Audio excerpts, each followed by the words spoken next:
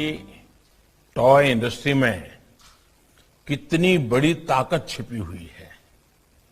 इस ताकत को बढ़ाना, इसकी पहचान बढ़ाना आत्मनिर्भर भारत अभियान का बहुत बड़ा हिस्सा है। ये हम सभी के लिए आनंद की बात है कि आज हम देश के पहले टॉय फेयर की शुरुआत का हिस्सा बन रहे हैं। 2021 में आपके पास भारत में ऑनलाइन गेमिंग उद्योग और ई स्पोर्ट्स उद्योग के इकोसिस्टम के बारे में जानने का अवसर होगा। मुझे ये देखकर भी अच्छा लगा कि यहां पर बच्चों के लिए ढेरों गतिविधियां भी रखी गई है। मैं टॉय फेयर के इस आयोजन में अपनी भूमिका निभाने वाले सभी साथियों को हार्दिक बधाई देता हूं।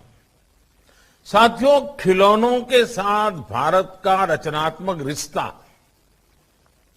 क्रिएटिव रिलेशन उतना ही पुराना है जितना इस भूभाग का इतिहास है।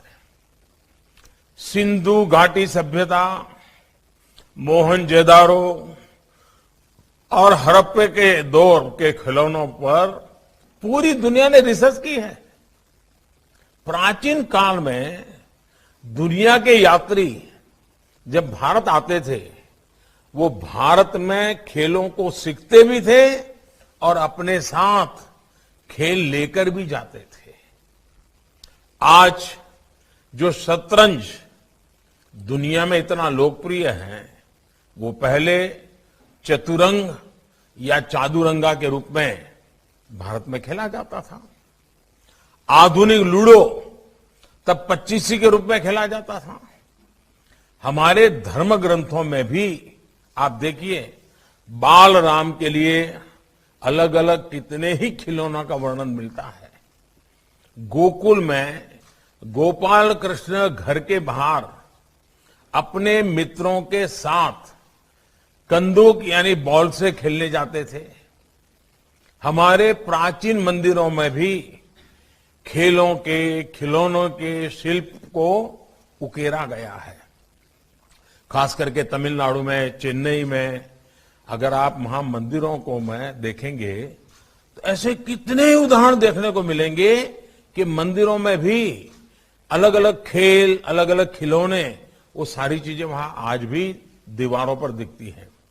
साथियों, किसी भी संस्कृति में जब खेल और खिलौने आस्था के केंद्रों का हिस्सा बन जाएं, तो इसका अर्थ है कि वो समाज खेलों के विज्ञान को गहराई से समझता था।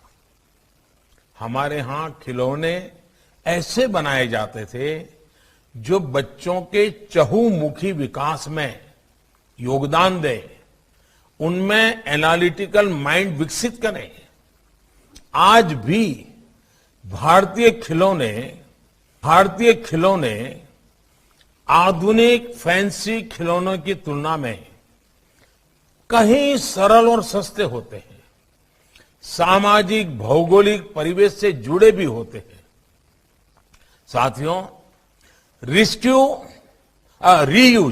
रीयूज और रिसाइकलिंग जिस तरह भारतीय जीवन शैली का हिस्सा रहे हैं, वही हमारे खिलौनों में भी दिखता है।